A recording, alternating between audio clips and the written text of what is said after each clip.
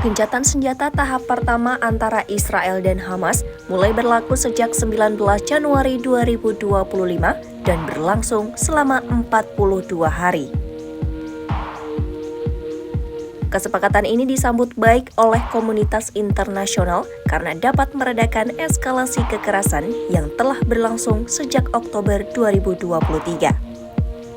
Dalam periode ini, Hamas telah membebaskan 6 gelombang sandera, sementara Israel merespon dengan membebaskan ratusan tahanan Palestina. Namun, di balik kesepakatan ini, sejumlah permasalahan muncul. Seperti Hamas yang menuduh Israel menghambat masuknya bantuan kemanusiaan ke jalur Gaza. Sedangkan Israel menuding Hamas tidak memenuhi komitmennya dalam membebaskan sandera.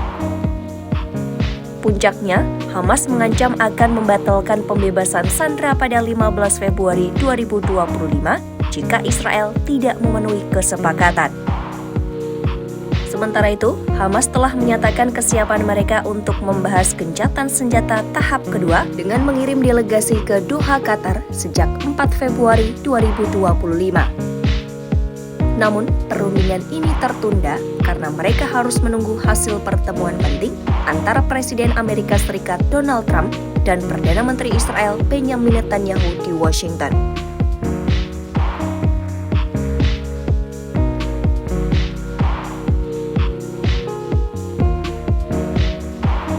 Pertemuan Trump dan Netanyahu di Washington pada awal Februari menjadi sorotan dunia.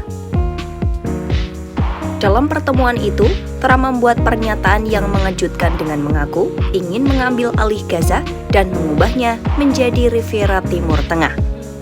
Rencana Trump itu akan dilakukan setelah terlebih dahulu memindahkan seluruh warga Gaza dari wilayah tersebut. Pernyataan ini langsung menuai kecaman dari PBB, negara-negara Arab, dan komunitas internasional.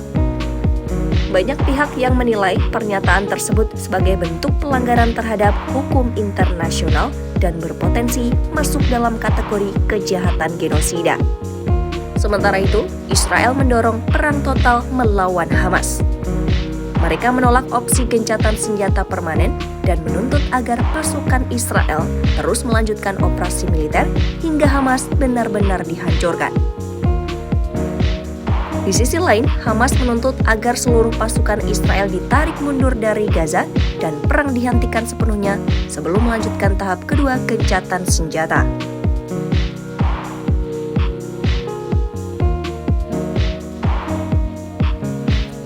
Di tengah pembahasan perundingan gencatan senjata tahap 2, tantangan besar menghambat tercapainya kesepakatan.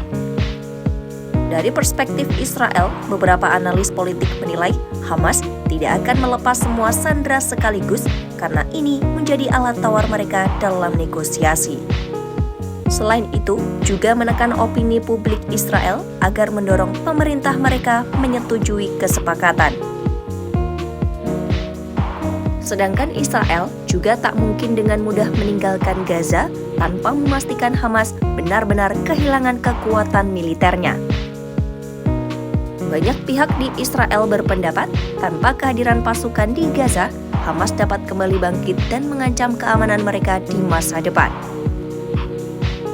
Sementara itu, peran Amerika Serikat dalam konflik ini menjadi semakin jelas. Beberapa analis menilai, Washington memiliki kepentingan besar dalam menjaga hubungan erat dengan Israel.